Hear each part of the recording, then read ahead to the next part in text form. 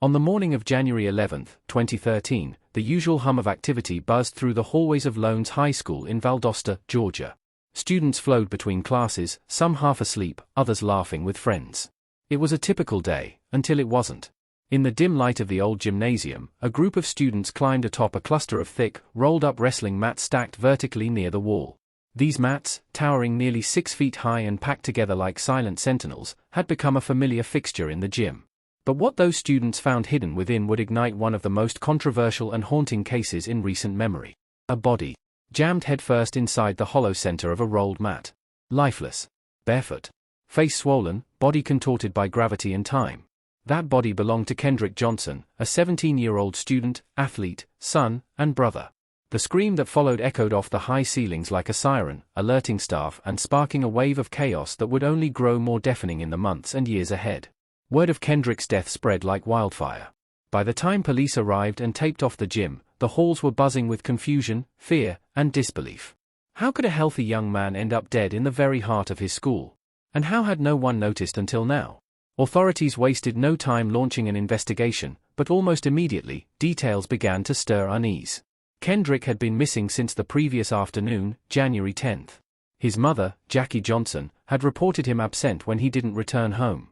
She even returned to the school that evening, searching the grounds herself when the police response seemed slow and dismissive.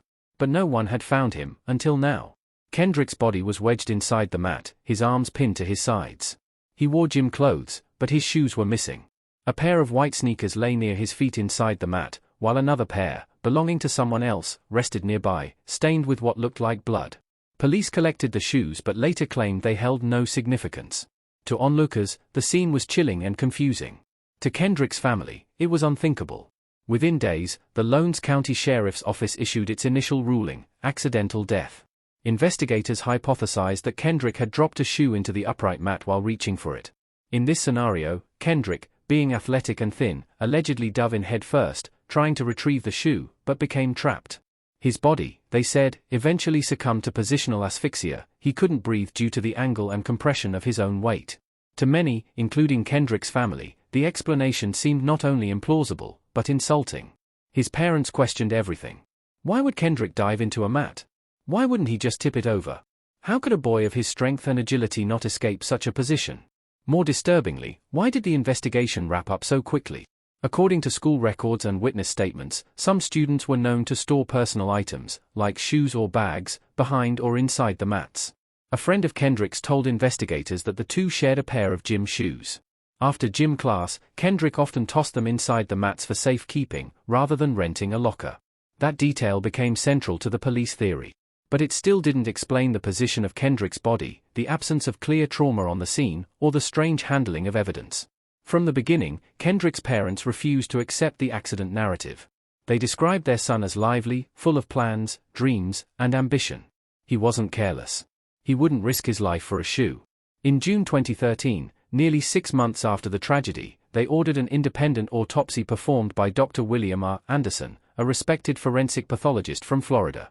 His findings rattled everything the original report claimed. Dr. Anderson found traces of blunt force trauma to Kendrick's neck and surrounding soft tissue. He declared that the injuries were not consistent with asphyxiation by accident. Instead, he suggested foul play. Someone had harmed Kendrick before his body was placed inside the mat. The Johnsons were now convinced Kendrick had been murdered, and someone was working to hide the truth. Then came a discovery that sent shockwaves across the nation. When the family received Kendrick's body for the second autopsy, they made a horrifying realization. His internal organs were missing, every single one. In their place, his torso had been stuffed with newspaper. The funeral home responsible claimed the organs had been destroyed through natural decomposition and discarded by the coroner before embalming. The Georgia Bureau of Investigation echoed the claim. But to the Johnson family, this explanation bordered on criminal. How could an autopsy be thorough if there were no organs to examine? Why was his body handled so carelessly? Was it incompetence, or something more sinister? This revelation sent public opinion spiraling. Protests erupted across Valdosta and beyond. National media descended. Civil rights leaders demanded answers. Yet the institutions involved, local law enforcement, school officials, state medical examiners, stood firm in their assessment. Kendrick Johnson died accidentally. But the Johnson family wasn't done. In 2015, the Johnsons launched a $100 million civil lawsuit against 38 individuals, including school staff, local law enforcement, and even the sons of an FBI agent. They accused them of conspiring to cover up Kendrick's murder, suggesting a possible motive rooted in prior altercations Kendrick may have had with certain students. The theory was bold and speculative, but so was the pain that fueled it. The lawsuit alleged that Kendrick had been assaulted and killed, and that his death was deliberately concealed with the help of powerful individuals. It claimed video footage from school surveillance had been tampered with, and that key witnesses had been silenced. But the courts didn't agree. The lawsuit was eventually withdrawn, and a Georgia judge ordered the Johnsons to pay nearly $300,000 in legal fees, accusing them of fabricating evidence and filing baseless claims. Still, they wouldn't back down. Because for Jackie and Kenneth Johnson, the fight wasn't about money. It was about truth. And if the institutions meant to uncover it had failed them, they would become the investigators themselves. By early 2014, the name Kendrick Johnson had become synonymous with controversy and mistrust. Whispers had grown into a storm of questions, and the air in Valdosta thickened with suspicion. His parents, unrelenting in their pursuit of truth, had become fixtures on the courthouse steps, at protest lines, and in televised interviews. They demanded what the system seemed unwilling, or unable, to deliver: accountability. As media scrutiny intensified, so too did public interest in the surveillance footage from the school. That footage, originally believed to be the key to unlocking Kendrick's final moments, became a puzzle more confusing than illuminating. The school had provided several tapes, dozens of hours worth, from various cameras stationed inside and outside the gymnasium. But when the Johnson family's attorneys and independent analysts began reviewing the material, disturbing gaps were identified. Several crucial minutes were missing from specific time-stamped footage. One camera, positioned directly facing the gym mats, jumped suddenly, skipping over entire periods. Another showed Kendrick walking into the gym, but never coming out. A forensic video analyst concluded that the footage appeared manipulated, with timestamps inconsistent and sequences strangely edited. When questioned, school officials insisted the footage was not tampered with and that the cameras recorded on motion detection, which might explain the abrupt starts and stops. But the Johnsons weren't satisfied with that response. To them, the holes in the footage mirrored the holes in the investigation. They began pointing fingers, not just at the school, but at specific individuals. At the center of their allegations were two students who had reportedly had previous run-ins with Kendrick. The Johnsons claimed Kendrick had once gotten into a fight with one of them during a football match, and tensions may have lingered. More explosively, they believed that one of these boys, sons of an FBI agent, may have been involved in Kendrick's death, and that their father used his position to shield them from scrutiny. It was a theory that many found hard to ignore, especially given the lack of definitive answers. The idea of a government cover-up ignited outrage among civil rights advocates, many of whom saw in Kendrick's case echoes of a deeper systemic failure. Demonstrators began marching in cities outside of Georgia, holding signs bearing his image and chanting his name. Some carried signs that read, "Who killed KJ?" while others invoked names of other black youth whose deaths had gone unanswered. The pressure eventually forced the hand of federal authorities. On October 31, 2013, Michael Moore, the U.S. Attorney for the Middle District of Georgia, announced that his office would open a formal review into Kendrick Johnson's death. The Johnsons had achieved something most grieving families never could: they had pushed the federal government to re-examine the very machinery of justice that had failed them. The review promised to be exhaustive. Moore's team requested school records, interviewed students and faculty, and sought expert testimony. They even examined the controversial surveillance tapes themselves. For the Johnsons, this was a glimmer of hope, a chance for an unbiased body to finally unearth the truth. But months dragged into years, and the silence became deafening once more. In June 2016, the Department of Justice delivered its decision. There would be no criminal charges filed in Kendrick Johnson's case. The announcement landed like a blow to the gut. Federal investigators concluded that there was insufficient evidence to prove any criminal act had occurred. In their findings, they cited conflicting expert opinions, lack of eyewitnesses, and the original autopsy results as factors supporting their conclusion. For many, the decision closed the book. For the Johnsons, it only burned the pages. They rejected the Department of Justice's decision outright, maintaining that Kendrick had been murdered and that a coordinated cover-up had obscured the truth. As far as they were concerned, this wasn't the end of the case. It was further proof that the justice system was never designed to protect boys like Kendrick. The family's civil lawsuit, filed the year prior, alleged that school officials, law enforcement, and nearly 40 other individuals had been part of a conspiracy to hide the murder. The claims included not only the alleged assault on Kendrick but also accusations that authorities had falsified records, tampered with evidence, and intimidated witnesses. It was bold, audacious, and extremely risky. Defense attorneys called it absurd. One after another, the accused parties denied any wrongdoing. The FBI itself dismissed the notion that one of their agents interfered in the case as categorically false. Eventually, under mounting legal pressure and facing the burden of proof required in civil court, the Johnson family withdrew their suit. But the consequences didn't stop there. A Georgia judge, Richard Porter, ruled that the Johnsons and their attorney were liable for more than $292,000 in legal fees.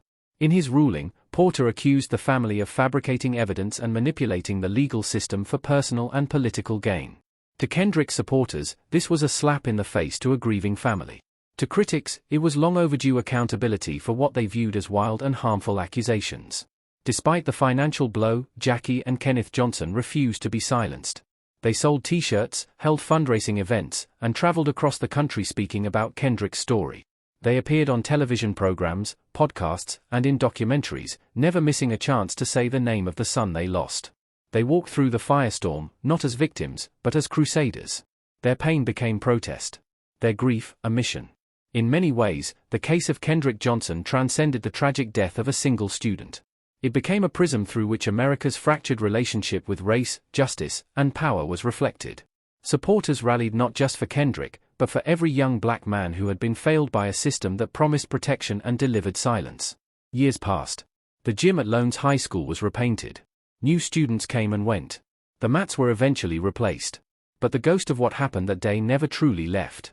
Kendrick Johnson had walked into school on January 10 and never walked back out.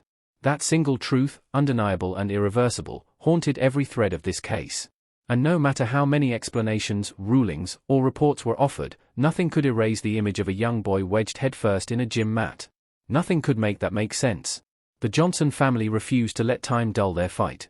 If the truth wouldn't come from the courts or the media, they vowed to extract it from history itself. With each year that passed, they remained on the front lines, reminding the world that justice delayed is not justice served. And for Kendrick, justice had yet to be found. Years had passed since Kendrick Johnson's lifeless body was pulled from that rolled-up gym mat in Lowndes High School. But for his family, time hadn't healed, it had sharpened. Each year etched more bitterness into their hearts, more urgency into their voices. They had fought the system, battled in courtrooms, challenged state and federal institutions, and stood toe-to-toe with law enforcement, but answers continued to slip through their fingers like smoke. In 2018, Kendrick's body was exhumed for a second time. It was the family's third autopsy. The notion alone was gut-wrenching, burying your child 3 times, reopening not just the ground but every wound you'd spent years trying to patch together. This final autopsy, conducted by a new independent pathologist, again pointed to signs of non-accidental trauma. The damage observed to Kendrick's neck, the pathologist claimed, was consistent with inflicted injury, not a positional accident. But again, authorities refused to reopen the case. Every new finding added weight to the family's burden, not just of grief but of disbelief. Why did every official channel still insist on the accidental death theory, when physical evidence, conflicting autopsies, and common sense suggested something more sinister? Who stood to benefit from keeping the truth hidden? The Johnsons' fight had moved beyond personal tragedy. It had transformed into a national crusade. Their story had become emblematic of deep cracks in America's justice system, especially when race, power, and government intersect. Across social media, Kendrick's name joined the ranks of others, Trayvon Martin, Tamir Rice, Sandra Bland, whose deaths prompted widespread skepticism of official narratives. But not everyone stood behind the Johnson family. Critics accused them of weaponizing grief, pointing to the dismissed civil lawsuit and the hefty penalties imposed by the court. Some even accused the Johnsons of exploiting public sympathy for monetary gain, an accusation they passionately denied. For them, no dollar amount could ever replace Kendrick. The idea that they would endure years of humiliation, hardship, and emotional devastation for profit was insulting beyond comprehension. Still, they pressed on. In 2021, nearly a decade after Kendrick's death, a new spark flickered. A different sheriff in Lowndes County agreed to reopen the case. He claimed that over 17 boxes of evidence from the federal investigation had been returned to his office, including files that had never been previously reviewed by local authorities. Sheriff Ashley Polk, a seasoned investigator with no prior involvement in the case, promised to give the evidence a thorough review. For the Johnsons, this was yet another chance, maybe the final one. The sheriff began sorting through thousands of pages, video footage, interviews, photos, and autopsy documents. But as the months wore on, it became clear that this would not bring the justice the Johnsons so desperately sought. In January 2022, Sheriff Polk concluded his review and announced that there was no basis to consider Kendrick Johnson's death anything other than accidental. Again, another door slammed shut. But there was something odd about this last review. Polk also stated that Kendrick's death was a weird accident, a turn of phrase that raised eyebrows. If it was truly a bizarre yet genuine accident, why did so many pieces not align? Why were the surveillance tapes missing critical minutes? Why did Kendrick's organs go missing during his initial autopsy, replaced with rolled-up newspaper, as his second autopsy horrifyingly revealed? That detail had haunted people for years. The Georgia Bureau of Investigation claimed the organs were disposed of during routine procedures and the funeral home had replaced them to maintain body shape for viewing. But that explanation, however clinical, offered little comfort. For many, the image of a boy's body stuffed with newspaper like refuse was as disturbing as the death itself. And still, no criminal charges. No trials. No arrests. Kendrick's parents never gave up. They continued to march. They continued to post. They refused to allow the world to forget the boy they raised, the boy they loved, the boy who walked into school on a Thursday morning and never came home. Kendrick Johnson wasn't perfect. He was a teenager like any other, playing sports, laughing with friends, navigating the chaotic maze of high school. But on that January day, something went terribly wrong. And what followed, years of contradictory conclusions, missing footage, legal penalties, and endless autopsies, revealed not just the tragedy of one life lost, but the stunning fragility of trust in American institutions. The case still hangs in the public consciousness, unresolved not by evidence, but by perception. For some, Kendrick's death was a heartbreaking accident. For others, it was a murder cloaked in silence and protected by power. No one can look at the photo of his body peeking from that mat without feeling a cold pulse of dread. No one can listen to his mother's trembling voice without feeling the weight of injustice press into their chest. The Johnsons continue to demand a federal inquest. They are relentless not because they refuse to accept reality, but because they believe the reality they were given is a lie. They see the system as broken, not just in Kendrick's case, but across 100 others, each one a reflection of the same fatal pattern. Justice, they say, has a face. It's the face of a 17-year-old boy with a bright future and a wide smile. A boy who should have graduated, who should have gone to prom, who should have had a life beyond the walls of a high school gym. Instead, his name became a symbol, a cry shouted in protests, a hashtag shared by millions, a story told again and again by those who refused to let it fade into dust.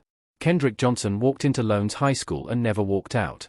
And that, above all, is the one truth that time cannot erase. No matter how many reports are written, how many theories are published, or how many officials close the books, the story isn't over. Not for the Johnsons. Not for those who stand with them. Because justice delayed is still justice denied. And Kendrick Johnson is still waiting. Thank you for listening to Crime Echoes with Lewis. For more content like this, please like the video and subscribe to my channel.